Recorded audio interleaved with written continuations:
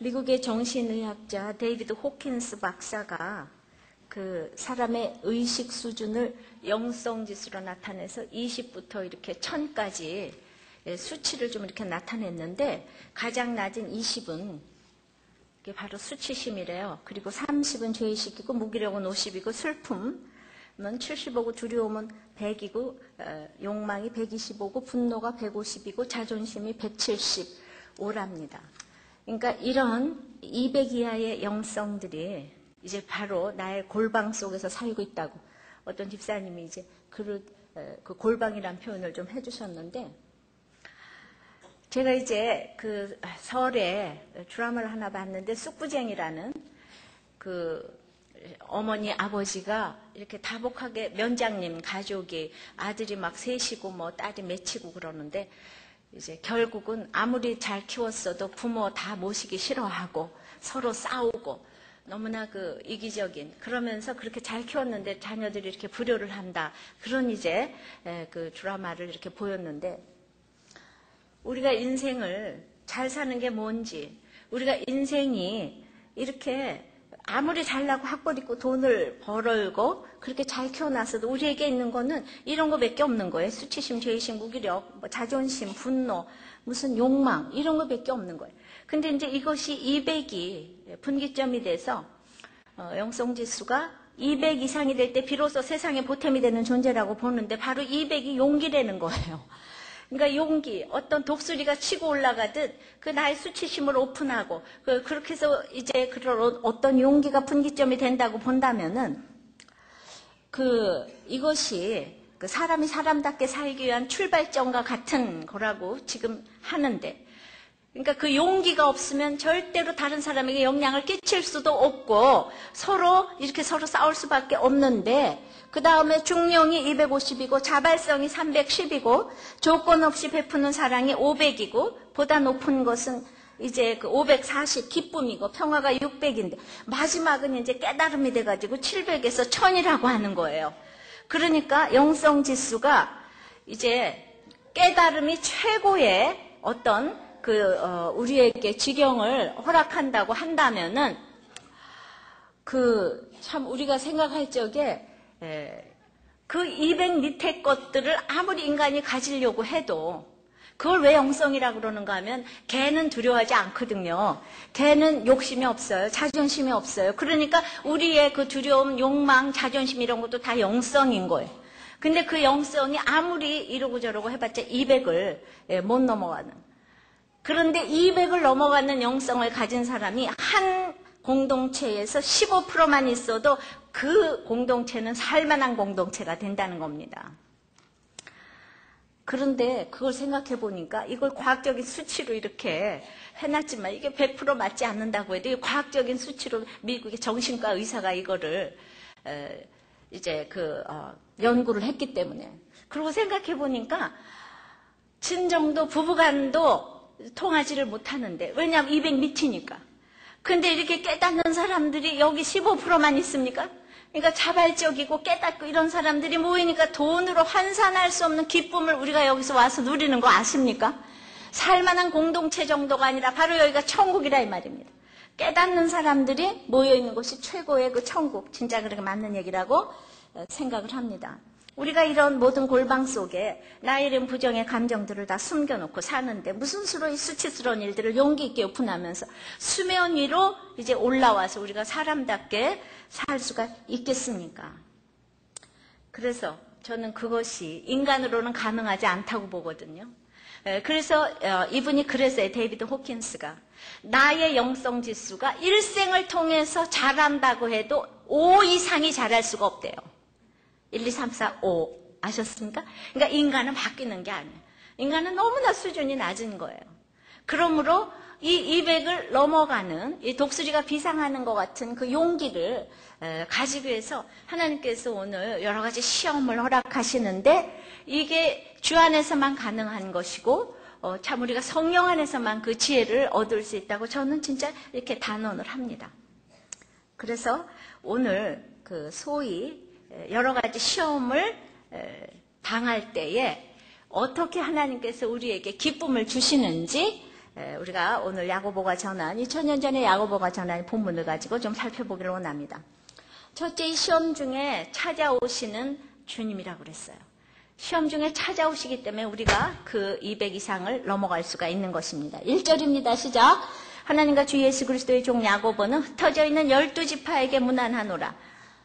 자, 야고보는 누군가 하면 예수님의 동생인데 예수님의 살아생전에는 미쳤다 그러고 핍박을 했어요. 그래서 예수님은 자기 어머니를 육신의 형제들에게 부탁하지 않았는데 이제 예수님이 부활 승천하시고 나서 이 부활신앙이 들어왔어요. 그런 다음에 자기가 핍박했던 옛날을 생각하면서 다른 사람들을 돕는 이런 사도의 직분을 가지게 된 야고보가 됐어요. 전 하나님과 주 예수 그리스도의 종, 자기가 그렇게 무시했던 그 예수 그리스도의 종이라고. 예수님을 믿고 나면은요, 영적으로 나보다 위에 있다고 생각하면 이렇게 나는 그 사람에 비하면 나는 거기에 새 한 마리 값도 못 되는 종이다. 이렇게 말할 수 있어야지, 이런 겸손이야지 다른 사람을 무난할 수 있고 도와줄 수 있을 걸 믿습니다.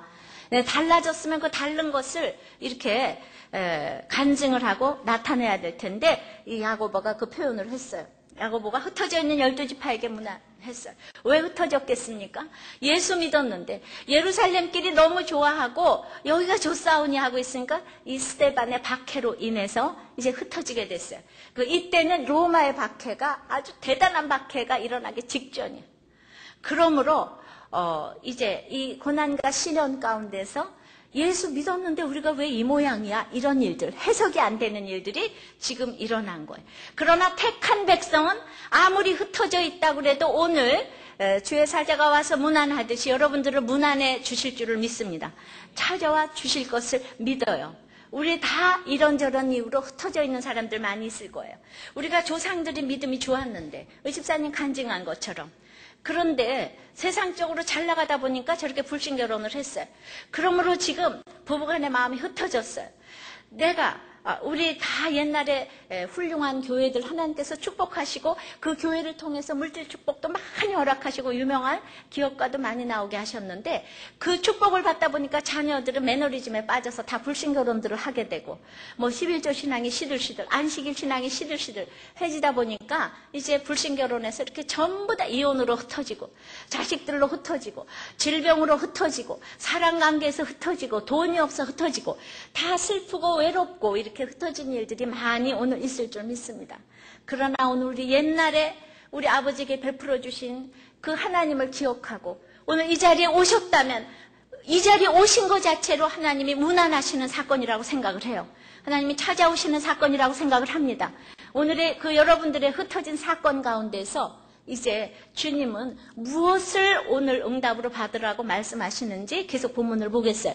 두 번째는 여러분들의 그 시험이 인내를 이루게 한다고 말씀하십니다. 2절입니다.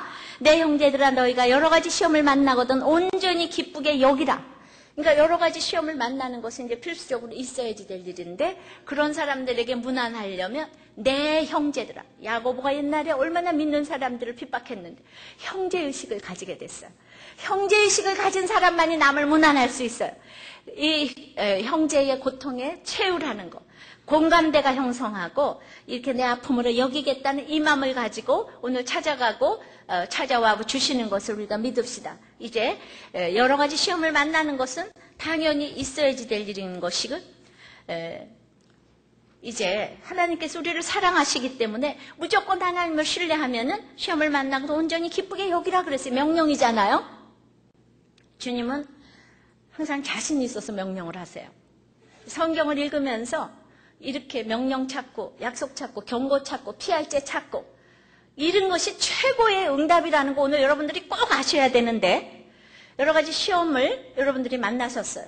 자식이 쓰러지고 남편이 쓰러지고 죽고 부도가 나고 떨어지고 지금 이혼되고 콩가루 집안이고 남편이 바람피고 가지각종 이 사건이 도리어 있는 분들은 오늘 하나님께서 가장 사랑하시는 분인 줄을 믿어요. 근데 오늘 온전히 기쁘게 여기래요. 여러분들이 온전히 기쁘게 여기지 못할 사건은 하나도 없습니다. 어떤 일이 있어도 온전히 기쁘게 여기지 못할 사건, 사람은 하나도 없는 줄 알아요. 남편이 바람을 펴도 온전히 기쁘게 여길 사건인 것이요. 왜냐하면은 이제 그렇게 명령을 하시는 이렇게 주님은 꼭 약속을 주시잖아요. 3절입니다. 시작. 이는 너희 믿음의 시련이 인내를 만들어내는 줄 너희가 알미라. 예, 온전히 기쁘게 여기라 그러면 알겠습니다. 이렇게 그 다음에 이제 3절 읽으면 그런 네가 그렇게 기쁘게 여기면은 여러 가지 시험이 믿음의 시련으로 변한다는 거예요. 그게 믿음의 시련이 되는 거예요. 그래서 인내를 만들어내는 줄 너희가 알기 때문에 너 기쁘게 여겨라. 내가 있잖아요. 시험도 많이 당해요.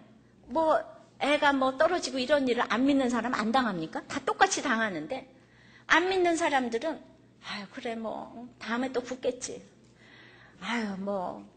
이러고 지나가면은 돌아오겠지, 세월이 약이야. 다 저러다가, 그렇게 세월이 약이겠지요 하고 지나가는 거는, 우리는요, 그 믿음의 시련으로 바뀌어지지가 않는 거예요. 그러므로 인내를 이루어내는 이것을 배울 수가 없어요. 성경을 안 보면 아무것도 쌓이는 것도 없고 실력도 없고 배우는 것도 없고 그냥 참고 지나가 버렸을 뿐이에요. 그래서 오늘 여러 가지 시험 가운데서 우리가 이렇게 성경을 읽고 하나님에 대해서 찾는 것 자체가 그냥 응답이에요.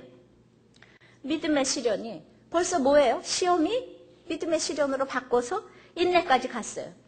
그런데 우리가 난 인내는 안 해도 돼. 여기까지. 난 인내 같은 거 이제 안 해. 그럴 사람이 이 세상에 하나도 없다는 거예요. 그런데 내가 인내를 만들어내는 줄 너희가 알미라. 깨달아가면서 나를 이렇게 참으로 지금 4절 보면은 인내를 이루라 뿐만 아니라 온전히 이루래. 이는 너희를 온전하고 구별에 조금 더 부족함이 없게 하려고 이 시험이 왔다는 거예요.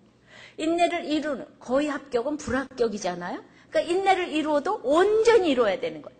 근데 나에게 시험이 오는 것은 인내를 이루기 위해서. 그것도 내가 온전하고 구별에 조금 더 부족함이 없게 하려고 이 시험이 온 것이지. 내 아들이 염장질을 하고 지금 대학교 떨어지고 그리고 나 괴롭히려고 바람피고 이게 아니라니까요. 그러므로 이 사건이 나를 온전하고 부족함이 없게 하려고 이 시험이 온 거니까 내 자식이 나 때문에 수고했잖아? 내 남편이 바람피느라고 쬐게 수고했구나. 나가 너무 부족하니까 수고했어. 그러니까 바로 이게 응답이라는 얘기예요.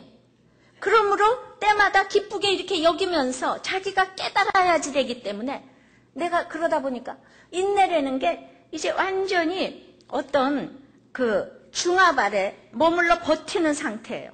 내가 이 중압을 어떻게 버틸 수가 있겠어요? 시간이 지나가야 되는데 한참 시간이 가다 보니까 우리의 영적 진실성의 결과는 항상 인내예요. 인내를 잘하는 사람이 무엇이든지 차지하는 거예요. 이 세상에서도 인내 잘하는 사람이 차지하는 거예요. 근데 그러나 보니까 그렇게 가다 보니까 내가 어느 날 정말 내공이 쌓이고 실력이 쌓인 거예요. 화가 안 나는 게 혈기가 안 나는 거예요. 인내가 되는 거예요. 그러니까 이렇게 조금씩 경험을 해보면서 그냥 이거를 내가 알게 됐어요. 저기 시험이 시련이 돼가지고 나한테 인내를 이렇게 해주셨구나. 이게 너무나 기쁘게 여겨야 될 것이구나. 이게 알미라고 그랬어요. 알미라는 게 깨달음이니까 이게 700에서 1000이지 뭐예요? 알아들으셨어요? 그냥 내가 깨닫고 알고 이게 인내야. 남편이 바람피는 것도 내 인내야. 어쩌고 저쩌고 누가 남 욕하는 것도 내 인내야. 나를 이렇게 시기 질투하고 모함하는데 이게 내 인내를 키우기 위해서 저 사람이 수고했구나. 이렇게 깨닫는 사람은 죽었다 깨나도 200 아래에 있는 사람들은 깨닫지 못하고 700의 깨달음에 올라갔기 때문에 이거는 비교할 수 없는 응답이라는 걸 아셔야 된단 말입니다. 남편이 돌아오고 자식이 학교 붙는 거하고는 다시 취직이 되고 승진이 되는 거하고는 비교할 수 없는 이제 수치로 오늘 너무나 여러분들이 말을 안 들으니까 수치로 역사해 주실 줄을 믿습니다. 이건 100% 제가 이렇게 과학적인 것이 완전하지 절대로 않아요. 이분이 난 믿는 사람이라고도 저는 모르겠어요. 그러나 저는 그냥 수치만 가지고 제가 또 이렇게 적용을 하는 거예요. 그러므로 이제 우리가 어려운 문제 가운데 있으면은 나를 온전하고 구별에서 조금 더 부족함이 없게 하려고 이 여러 사람들이 수고하는 거야. 그러니까 내가 부족함이 없게 해주려면 이게 약속을 붙잡아야 되잖아요. 항상 우리는 기도할 때 대상이 중요하다고 한 것처럼, 그래서 이거를 그냥 이렇게 읽어가지 않아도 온전히 기쁘게 여기라. 아멘. 그렇게 기쁘게 여기는 사람은 성경 그 다음에 안 읽어도 되는데 너무나 이해가 안 되니까 우리가 하나님께서 나를 설득시키면서 이렇게 설명해 주시려는 이 설명에 여러분들이 설득 당하시기를 바랍니다. 야고보는 너무 설교하기 어려운 저기 행함장이라 그러잖아요. 히브리서는 믿음장이라고 그러고. 이런 얘기는 아주 설교하기도 싫고 듣기도 싫고, 진짜 이거는 쭉 이게 사실은 그래요. 사변적인 정말 이런 거는, 그리고 하도 행함을 강조한다고 루터는 이런 거는 아주 그냥 복음이 아니라고 막 뺐어요. 이렇게 형편없이 취급당하는 야고보를 우리는 똑같이 구속사적인 책으로 오늘 읽어야 된다 이겁니다. 아시겠습니까? 그러니까 우리는 여러 가지 시험을 통해서 나를 대단히 수준 높게 하시려고 이렇게 어떤 육적인 사건에서 영적인 해석을 하면은 이거는 이제 다 이제 해석된 것이에요. 그러니까 이것 때문에 내가 영적으로 이렇게 업그레이드 되기 위해서 이 사건이 왔구나. 이게 응답인데, 조엘 오스틴은 있잖아요. 이 사람은 참 십자가 죄인이라는 말을 쓰지를 않아. 모든 것을 긍정의 힘으로 여기기 때문에 낙태도 동성애도 이렇게 죄가 아닌가 얼버무립니다. 몰몬교 거기도 진실한 그리스도인이라고 말하는 걸 보았어요. 제가 인터뷰하는 거를 읽었어요. 그에게는 십자가와 고난이 실종되었어요. 긍정의 힘으로 큰 집도 이사갈 수 있고 취직도 할 수 있고 결혼도 할 수 있고 내가 할 수 있거든요. 무슨 말이냐. 이렇게 말하면 다 된다. 항상 긍정적으로 입을 열고 이러는 사람에게 긍정의 힘으로 뭐든지 된다고 여기는 이 사람에게 시험당하는 것을 기쁘게 여기라고 하는 것은 적용은 똑같이 여기는 것이라도 하늘과 땅 차이의 적용이다 이 말입니다. 그래서 우리 조엘 오스틴은 몰몬교도 좋고 기독교도 좋고 다 좋고, 진짜 종교다운주의자예요. 종교다운주의자는요 고난이 없어요. 고난이 없어요. 이것도 저것도 다 좋은 거예요. 고난이 없이 우리는 그런 높은 깨달음에 도달할 수가 없어요. 도저히. 그래서 우리에게 이 인내를 주신다고 그랬습니다. 자, 우리의 여러 가지 시험 가운데 정말 2절, 3절, 4절 말 봐도 우리 이미 응답 다 받았어요. 응답이라는 거는 사건이 해결돼서 응답이 아니라 오늘 내가 이렇게 하나님이 어떤 분이신가 이렇게 찾고 명령 찾고 약속 찾고 그 약속 붙들고 가면서 오늘 어떤 하나님인가 찾았잖아. 그리고 내가 적용할 거는 뭐예요? 온전히 기쁘게 여기라 이거잖아. 이렇게 이거를 깨닫는 사람은 최고의 응답을 이미 받고 있는 사람인 줄 믿습니다. 그러므로 우리가 이렇게 예배 오고 큐티하고 목장 가고 수요예배 배우는 거는 그냥 이미 응답이 그냥 막 천으로 날마다 우리에게 깨달음의 인생을 주기 때문에 그것 자체가 최고의 응답인 거를 믿으십니까? 믿으십니까? 네. 우리가 그렇게 날마다 떡 주고 빵 주고 그거는 필요하시면 하나님이 얼마든지 주신다니까요. 우리에게 인내를 그렇게 주십니다. 세 번째는 인내를 주실 뿐만 아니라 여러 가지 시험을 통해서 지혜를 주십니다. 5절입니다. 시작. 너희 중에 누구든지 지혜가 부족하거든 모든 사람에게 후히 주시고 꾸짖지 아니하신 하나님께 구하라. 그리하면 주시리라. 또 명령하셨어요.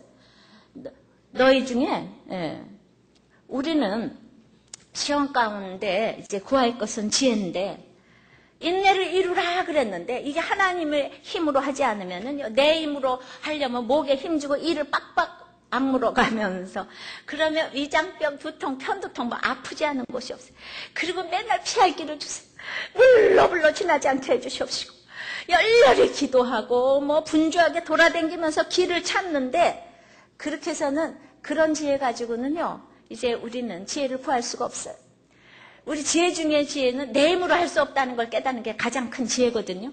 그러니까 사람에게 물어보는 거 그만하고 하나님께 구하려는 거예요.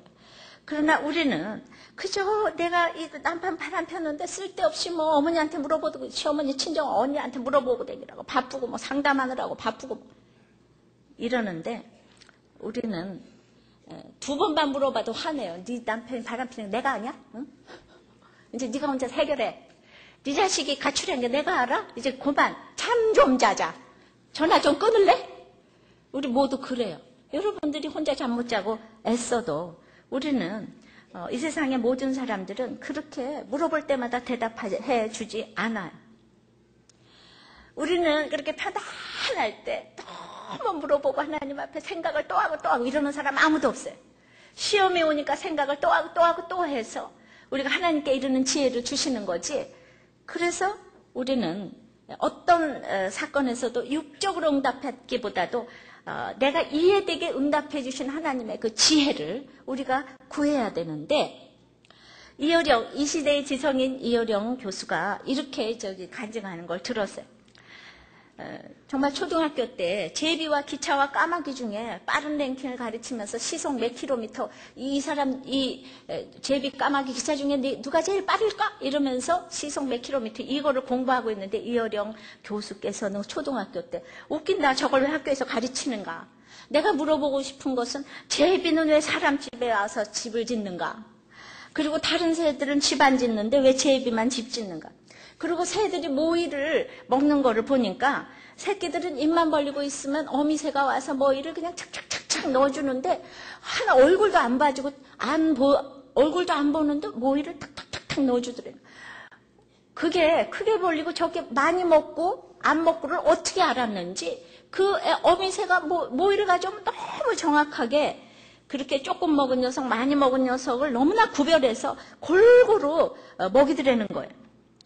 얼굴도 하나도 안 보이는데 입만 벌리고 있는 새끼들에게 어떻게 이렇게 정확하게 먹이냐고. 선생님 시속 몇 킬로미터보다는 저는 그게 궁금한데. 그리고 물어봤더니 선생님이 너는 말이야 지금 내가 시속 몇 킬로미터 이걸 얘기하는데 왜 쓸데없는 거를 물어보냐 그러면서 너 나와! 그러면서 뺨을 때렸대요. 그러면서 지성은 아픔에서부터 시작이 되더라고 이렇게 얘기를. 누구도 안 가르쳐주는 것을 자기 힘으로 배우는 것이 지성이라는 거예요. 노벨상을 탈 만한 수학자가 날마다 그렇게 된 것을 엄마가 이제 집에 오늘 학교에서 뭐 배웠어? 이러지 않고 오늘 학교에서 너 뭐 물어봤어? 그렇게 해서 그렇게 수학자가 됐는데 자기는 이렇게 물어봤을 때 뺨만 때리니까 자기가 어떻게 수학자가 됐겠냐고 이렇게 간증을 하시더라고요. 우리가 지성이 생기기 전에 아이들이 진짜 지성이라고 하면서 이제 유치원 아이들이 엄마 새는 왜 저렇게 울어? 왜 다른 밤에나 왜 다른 저녁에 나와? 또 이러면서 자꾸 물어보니까 어떤 엄마가 우리 애는 뭐 그렇게 물어쌌는지 모르겠다고 아주 학지를 뜨겠다고 그러니까 또 다른 엄마가 아유 그 좋은 약이 있다고 이게 싫어하다는 거야. 그러면서 뭘 걱정하냐고. 새가 왜 울어? 내가 새냐? 새 마음이 알지? 아니 그러면 될 걸 뭘 그렇게 걱정하냐고 이랬다는 거예요. 우리 어머니들이 그런다니까. 아침에 눈을 뜨면서 천지창조를 보듯이 햇빛이 구름 속으로 비칠 때 막 경이로운 그냥 눈으로 엄마 해는 왜 불덩어리야? 그러면은 해보고 물어봐. 그러면서 제발 해를 봐도 달을 봐도 새를 봐도 그저 그러려니 좀 해. 이런다는 거예요. 그러려니가 제일 무서운 말이라는 거예요. 학교 가서 어른이 됐다는 거는 철이 들었다는 거는 묻지 않는 걸 말한대요. 예. 그러니까 저는 이제 어렸을 때부터 사실 물어보는 걸 잘했는데 그게 왜 물어보는 걸 잘하는가 하면 자기 질문이 자기를 나타내는데 내가 너무 우스운 걸 물어보면 딴 사람들이 나 무시할 거 아니에요. 저것도 모르고 물어봐. 그런데 기본적으로 나는 나를 모른다는 걸 좀 인정했기 때문에 물어본 게 아닌가 싶어요. 나는 무시를 당해도 궁금한 거는 내가 또 이제 물어봐야 하니까. 그런데 이렇게 이제 정말 후회 주시고 꾸짖지 아니하시는 하나님께 늘 구했을 때 하나님께서는 저를 실망시키지 아니하시고 나의 모든 육적인 사건에서 진짜 물어보니까 왜 1절 다음에 2절이 나왔죠? 이건 왜 기쁘게 여기라 그러면서 이게 인내가 왜 왔어요? 이렇게 자꾸 제가 물어보면 하나님 신실하게 제가 설득되도록 응답을 해 주셨어요. 그런데 구할 때 구하라 그리하면 주시라 약속해 주셨잖아요. 근데 또 6절에 보면 오직 믿음으로 구하고 조금 더 의심하지 말래요. 그러니까 믿음으로 구하는 것이 있고 의심으로 구하는 것이 있는데 이어령 교수 말에 하면 의심으로 구해서 지성이 생기지만은 믿음으로 구해야 영성이 생긴다 이러더라고요. 그래서 이분이 또 얘기하는 거는 나의 지성은 제비가 배가 고픈 만큼 입을 벌린다는 것을 울분을 삼켜가면서 자기가 공부를 했대요. 배가 고픈 것만큼 입을 딱 열리니까 이제 그래서 이제 공부를 해냈는데 거기까지만 알고 그 다음에는 이제 영성의 원리는 모르겠는데 그 다음 제비의 원리는 풀리지가 않은 것이 왜 모든 짐승은 인간을 의심해가지고 다 도망가는데 제비는 그렇게 사람 집에 와서 집을 짓느냐는 거예요. 그러니까 이거가 이제 의심이 됐는데 자기가 교회에서 세례받고 이걸 이제 알게 됐다고 간증하시면서 지금 모든 그 짐승은 인간을 의심해서 다 도망가는데 제비는 사람을 믿고 의지하면 천적들이 다 도망갈 것이라고 생각하고 가장 무서운 인간에게 잡아먹힐 각오를 하고 그것도 암체에 둥지를 틀었는데 인간이 안 잡아먹더라 이거죠. 제비를 절대로 안 잡아먹을 뿐만이 아니라 다리가 부러지면 고쳐주기까지 하더라 이거예요. 내 의무는 지성을 낳았지만은 그 내 믿음으로 이 영성을 이제 낳는다는 걸 알게 됐는데 그 구절이 시편 84편에 있으면서 나의 왕 나의 하나님 만군의 여호와여 주의 제단에서 참새도 제 집을 얻고 제비도 새끼 돌볼 보금자리를 얻었나이다. 그러니까 제단 옆에서 둥지를 틀고 있으니까 하나님이 폭풍우 가운데도 독수리도 채가지 않게 보호해 주셨는데 하물며 인간이 제단 옆에 하나님 옆에 둥지를 틀었을 적에 하나님이 지켜주지 않겠느냐 이 말입니다. 이 제비의 원리를 알게 됐다는 거예요. 이거는 절대로 자기의 지성으로는 공부를 아무리 1000번 만번 해도 알 수 없다는 것입니다. 그러므로 이제 우리는 이렇게 하나님을 신뢰하고 믿어서 그러니까 무슨 사람을 인내할 적에 있잖아요. 사람을 신뢰하면 인내가 잘 되잖아요. 그 사람을 믿으면 우리가 견디기가 쉬워요. 그런데 우리가 그렇게 주님이 주시는 응답이 아니라면 우리가 시간 낭비만 하면서 기도하고 날마다 뭐 바쁘게 분주하게 돌아다녀도 결국은 하나님께 진정 간구하는 제일 좋은 방법은요. 시련이라는 것입니다. 세상과 하나님의 경마에 섬긴다는 것은 실질적으로 하나님께 아무것도 간구하지 않는 인생이에요. 근데 우리가 인내를 하면서 이렇게 하나님께 지혜를 구해서 성숙해져 가기 위해서는요. 이게 말씀, 이게 제가 오늘 아무리 2절, 3절 이렇게 알려드려도 여러분들한테 시험이 없으면은요. 절대로 이게 깨달아지진 않아요. 그래서 환란이 주제가 되고 성경이 교과서가 되고 성령이 스승이 돼야만 내가 이것을 깨달을 수가 있다는 얘기예요. 그러므로 시련이 너무나 중요하고 인간이 100% 죄인이라서 우리가 수준이 너무 약하다니까요. 우리가 얼마나 유치한지 아세요? 그러므로 우리가 이 시련을 통해서 고난을 통해서 주님을 만나야지 말씀이 들어오고 성경의 구조가 들어오고 내 인생의 구조를 알게 되고 그리고 성경 어디를 봐도 내 얘기라고 깨닫게 되는 것입니다. 그러면 주님과의 만남도 없이 내가 성경 알 수 있다고요? 그런 사람 아무도 없어요. 고난 없이 성숙된다고요? 그런 사람도 아무도 없어요. 그래서 시험을 통해 체험을 하는 것이 너무나 필수적인 것이고 그리고 오늘 어떤 육적 사건도 그래서 이렇게 성경을 읽다 보면 영적으로 해석하는 것이 최고의 응답이라는 거예요. 그렇지 않으면 내가 남편이 하루아침에 죽었는데 어떻게 기뻐하겠어요? 죽음의 문제를 마음대로 조정할 수 있는 사람이 이 세상에 누가 있겠습니까? 가장 무섭고 슬픈 이 죽음의 문제를 내가 영적으로 해석해서 이거 온전히 기쁘게 여겨야 될 일이 지금 지나고 나서 보니까 이렇게 있잖아요? 그런데 그때 그 에스겔 말씀을 통해서 저한테 그대로 말씀이 역사했기 때문에 영적으로 해석하고 죽고 사는 것이 인생의 다가 아니고 영원한 삶을 이제 구원받고 갔기 때문에 이 구원이 얼마나 중요하다는 것을 보여야 되는 사명이 나한테 있다고 말씀을 해주시니까 영적으로 해석하는 모습을 보이는 것이 깨달음의 지혜라는 거예요. 여러분들 어떠한 환경에서도 오늘 이렇게 딱 보고 딴 거 없어요. 그냥 기쁘게 여기고 그러니까 시험은 시련으로 바뀌어서 인내를 이루고 하나님의 지혜를 갖게 되는 이거를 하나씩 그래서 하나님 찾고 이렇게 명령을 찾고 약속을 찾고 그 다음에 적용을 찾는 게 큐티하는 사람들은 이미 최고의 응답에 날마다 도달해 있는 거예요. 아십니까? 그래서 말씀을 이렇게 읽어야 돼요. 그러니까 그냥 하나님은 이만한 거 주려고 그러는데 맨날 빵 공장 앞에서 빵 하나 줘, 빵 하나 줘, 구두 하나 줘, 구두. 내가 빵 공장, 구두 공장 다 가지고 있는 사람의 아들이라니까요. 그런데 가가지고 빵 공장 앞에서 하나 달라고 그래. 하나님이 기가 막히지 않습니까? 여러분들이 그런 거 구하고 있다니까요. 전체를 통괄할 수 있는 그러한 지혜를 구하시기를 바랍니다. 이제 그런데도 우리는 이제 시험 중에 시험은 또 뭔가 하면 언제나 시험 중에 시험은 이제 물질의 시험인 거예요. 시험 중에 시험은 이제 물질 시험이에요. 우리가 11조도 물질이고 안식일도 물질이고 불신결혼도 물질이라고 그랬는데 제가 그렇게 부르짖어도 청년 중에서 또 불신결혼 하겠다는 애가 있어요. 진짜 나를 막 무시해요. 물질에 진짜 이렇게 문제가 우리가 있는 것이 정말 어디나 이게 나오는 거예요. 9절 10절입니다. 시작. 낮은 형제는 자기의 높음을 자랑하고 부한 형제는 자기의 낮아짐을 자랑할지니 이는 풀의 꽃과 같이 지나감이라. 해가 돋고 뜨거운 바람이 불어 풀을 말리면 꽃이 떨어져 그 모양의 아름다움이 없어지나니 부한 자도 그 행하는 일에 이와 같이 쇠잔하리라. 시험 중에 시험은 항상 물질 문제예요. 가난한 자는요, 모든 길이 막혀 있기 때문에 모든 길이 막혀 있을 때는 자기를 깨닫는 게 참 쉬워요. 자기를 보기가 쉬워요.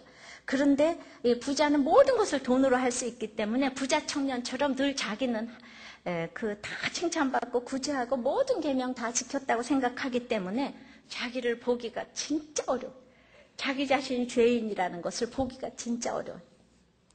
낮아지면 자기의 곤고함을 보라는 것인데 이제 그것이 안 되는 거예요. 그래서 부한 자는 이 부를 자랑하고 싶어서 늘 그 욕구 때문에 힘들어요. 내가 뭘 가진 거, 학력, 돈 이런 거를 그냥 어떻게든지 그런 욕구 때문에 이제 인생이 힘들고 그 인생이 힘들다고 생각도 안 하죠. 그죠?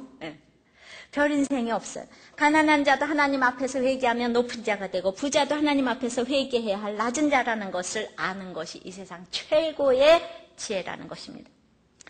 하나님의 축복으로 세상 지위를 허락하는 사람도 있고 하나님과 상관없이 물질을 허락하는 사람도 있어요.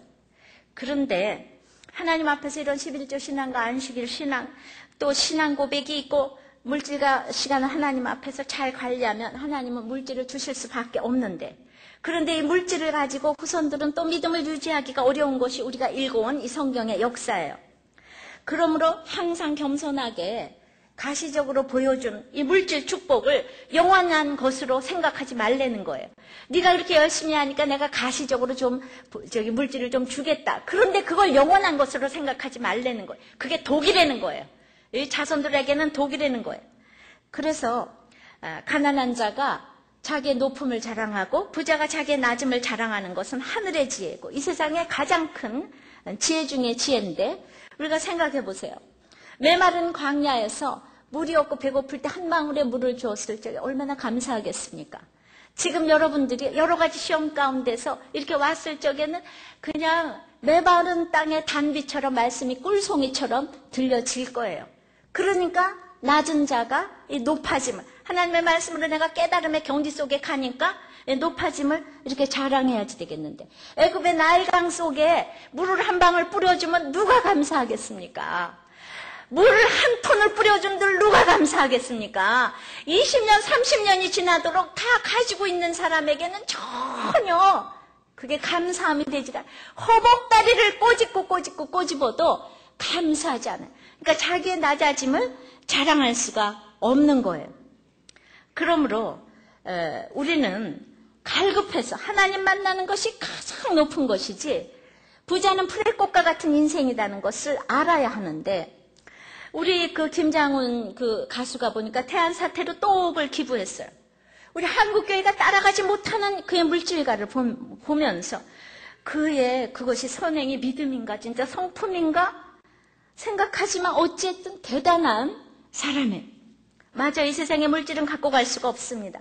쓰는 것만이 내 것이고 하늘에 쌓아놓는 것이 이제 내 것이 될 것인데 인간이 자존적인 교만이 있어서 누가 알아주지 아니하고 이렇게 구제를 이렇게 할 수가 없는 거예요. 진짜 할 수가 없어요. 그런데 그러니까 이 땅에서 그 200의 수준을 넘어가는 건 인간으로는 불가능한 것이 우리가 이렇게 아무도 모르게 내가 교회 11조를 드려서 우리의 모든 구제 선교를 교회 이름으로 한다는 것은 이거는 진짜 예수 그리스도 안에서 뵙게는 허용되지 않는 거라는 것이. 내가 내 이름을 그렇게 내기를 좋아하는데 그러니까 이것을 위해서 우리의 신앙을 통해서 다른 사람들을 구원시키고 도와야 되니까 우리는 애굽의 그 나일강에서 11조를 합니까? 그 엄청난 나일강 가지고 그 남들에게 칭찬받고 구제하기 좋아하지만 정말 중요한 건 11조 신앙인 것이 가난한 자에게 복음을 전하라고 그랬지 빵을 주라고 그러지 않았잖아요. 근데 앉으나 서나 이 나일강에 있는 사람들은 그냥 빵 주는 것만 좋아하는 거예요. 그 행위로서 그것밖에 생각을 안 하는 복음이 얼마나 중요한지를 생각을 못해요. 왜냐하면 복음이 들어갈 자리가 없으니까 부자들이. 부자들에게 무슨 이적이면 예수 그리스도의 성경이 기쁜 소식이 되겠습니까? 힘들 때에 이 모든 것이 나에게 진짜 들어갈 자리가 없기 때문에 그래서 내가 11조 신앙으로 메마른 땅을 가다가 진짜 하나님 위해서 그 11조를 하면서 물질관이 바뀌어지고 시험이 올 때마다 11조 신앙이 확고해지고 물질관이 달라지고 낮은 게 없고 높은 것이 없다는 것을 깨닫게 되니까 내가 주님을 사랑하는 것이 가장 높고 내가 부해서 주님을 사랑하기가 힘들다는 것이 너무나 곤고하고 힘들어서 이렇게 물질의 자유함을 가지라는 것입니다. 그러므로 제가 우리들 교회를 볼 적에 고난 많은 지체들이 이 낮은 것을 열렬히 자랑하고 나와서 이렇게 간증을 하고 별 고난이 없는 지체들은 고난이 없다고 또 다들 회개를 하고 고난 많은 지체들을 또 부러워하고 그러기 때문에 제가 이게 얼마나 감사한지 모르겠어요. 이 말씀대로 이렇게 자랑하고 그러는 교회인 줄을 믿습니다. 이제 데이비드 호킨스 박사가 그랬어요. 그 깨달음의 경지인 700의 한 개인은 200 이하의 인간 7천만 명을 상쇄한다 그랬어요. 600에 도달한 한 개인은 200 이하의 인간 1000만 명을 상쇄한다 그랬어요. 500의 한 개인은 200 이하의 인간 75만 명을 상쇄한다 그랬어요. 400의 한 개인은 40만 명, 300의 한 개인은 9만 명을 상쇄한다 그랬어요. 그런데 우리는 한 개인의 경우 특별한 깨달음이 없는 경우 일생 동안 5 정도의 의식 수준 상승이 이루어지는데 학교 가고 박사하고 난리를 쳐도 도덕적으로 조금 올라갈 뿐이지만 특별한 경험이나 깨달음을 얻게 되면 이 수백 이상의 의식 수준 상승도 가능하다는 것입니다. 이 의식 수준의 수치는요 산술적인 수치가 아니라 대수적인 건데 200의 에너지는 100의 2배가 아니라 100의 10의 제곱만큼 곱한 수 100의 100승이 되는 거예요. 100제곱. 그러니까 인간의 지혜로는 영성을 얻을 수가 없다는 거지요. 그러니까 여러분들 그렇게 부모들이 명절날이면 만나가지고 뭐 아무리 잘 키워놨다고 해도 인간은 전부 200의 나의 골방 속에 감추어진 정말 자존심과 욕망과 이런 것들만 그득 차서 날마다 부모가 모이고 자식이 모이니까 거기 싸움이 있을 수밖에 없고 내가 뭘 잘 키워놨어요. 아들이 뭐 나쁜 짓 하고 돈 벌었다 그랬는데 그저 무조건 학교만 잘 가고 돈만 벌면 최고다. 그래서 200 이하의 끼리 모으면은 절대로 그 사람은 남들을 위해서 헌신할 수 없다고 그러잖아요. 그러니까 내가 이렇게 깨달으면 이렇게 수많은 사람들을 도울 수 있는 어마어마한 영적인 수준이 되기 위해서 우리에게 시험을 주시는 것이 하나님의 사랑이 아니고 뭐겠습니까? 이 시험 때문에 내가 인내를 이루고 하나님의 지혜를 가지게 되고 진짜 호의 주시고 꾸짖지 아니하시는 하나님 때문에 수도 없이 기도했을 때 어려서부터 진짜 날마다 말씀으로 아이들을 봤을 적에도 이렇게 영적으로 가르쳐주는 부모가 되지 못하면 나중에 꼭 이런 일들이 그대로 일어나는 거예요. 불신결혼하지 말라고 나중에 말하면 되겠습니까? 여러분들은 오늘 1절서부터 11절까지 하나님이 여러분들을 정말 너무나 사랑하는 자녀처럼 한 절 한 절 지금 설득해 가시는 이 주님의 문안과 찾아옴에 설득이 되셨습니까? 여러분들은 이미 응답받은 인생인 것을 믿습니까? 이렇게 성경을 읽어주는 게 자녀들에게 억만금을 주는 것보다 더 큰 유산을 준다는 걸 아십니까? 그 아이들은 고기를 주는 게 아니고 고기를 낚는 법을 지금 가르쳐 주셔야 된다는 것을 여러분들이 아셔야 되는 거예요. 그런데 진짜 이렇게 우리는 조엘 오스틴처럼 긍정에 막 3만 명이 모이고 전 세계가 열광을 하는 거예요. 십자가와 이 조연이 빠진 얘기들을 우리는 너무 좋아하는 거예요. 인간이 다 할 수 있다는 거예요. 그냥 입만 넓게 열라 그러면 모든 것이 된다는 거. 예, 물론 주 안에서 우리는 긍정적이 돼야 돼요. 그러니까 주 안에서 돼야 될 터인데 십자가가 죄인이 이렇게 빠진 얘기를 하면 세상도 그렇게 할 수 있다는 마인드 컨트롤로 얼마든지 할 수 있는 얘기인 거예요. 우리는 진짜 오늘 이제 하나님이 나를 얼마나, 그러니까 이제 그러면 이런 기도 제목이 나오는 거예요. 말씀을 보면서. 그래, 그럼 하나님이 나를 얼마나 사랑하셔서 내가 온전치 못하고 구비하지 못하고 부족해서 나한테 이렇게 시험을 허락하셨으니까 나는 이거를 깨닫고 네, 알았습니다. 그러니까 저는 이제 온전히 기쁘게 여기겠어요. 하나님께 지혜를 구하겠어요. 이제 낮은 자와 부한 자, 이 물질에 대해서 내가 정말 이제 자유하겠어요. 이렇게 얘기하다 보면은 그렇게 나한테 시험을 가져다 준 사람이 미워지는 것이 아니라 저 사람들은 나 때문에 수고하고 나는 저 사람 때문에 저렇게 영적으로 지금 올라갔는데 내 자녀, 내 배우자들은 이거 이제 몽둥이 역할만 하다가 끝나면 어떡하나 그러면 저절로 기도가 나와요, 안 나와요? 몰라요, 무슨 말인지? 나 혼자 흥분해요? 나와요, 안 나와요? 이렇게 깨닫는 것이 영적 깨달음이고 이것이 가장 큰 응답이라는 거예요. 이것이 가장 큰 응답이라는 거예요. 아셨습니까? 결국은 나의 부족함을 보는 거잖아요. 결국은 또 내 죄를 보는 거죠. 내 죄를 늘 보는 사람은 남에 대해서 너무 관대한 거예요. 근데 내 죄를 못 보는 사람이 남에 대해서 날마다 이렇게 헐뜯는 거예요. 아셨습니까? 그 성경을 보면서 예수께서 내 죄를 위해 죽어주셨다는 것을 피상적으로 하지 말고 오늘 여기를 통해서 내가 얼마나 온전히 인내하지 못하는가 이런 것들을 보면서 우리가 다른 사람들의 기도 제목을 이렇게 성경적으로 바꿔가면서 기도해 주실 줄을 믿습니다. 말씀을 맺어요. 여러분들에게 시험을 주시는 이유는 이제 참으로 인내를 이루기 위해서 온전히 기쁘게 여기라고 그랬어요. 그러면 내가 해야지 될 일은 온전히 기쁘게 여기는 것이고 오늘 이 시험은 믿음의 시련이 되어서 인내를 이루는데 그것은 온전하고 구비하여 조금 더 부족함이 없게 하려는 하나님의 뜻이기 때문에 이것을 너무나 기쁘고 감사하게 막 기쁨에 겨워서 자랑하는 거를 이게 온전히 기쁘게 여긴다는 뜻이에요.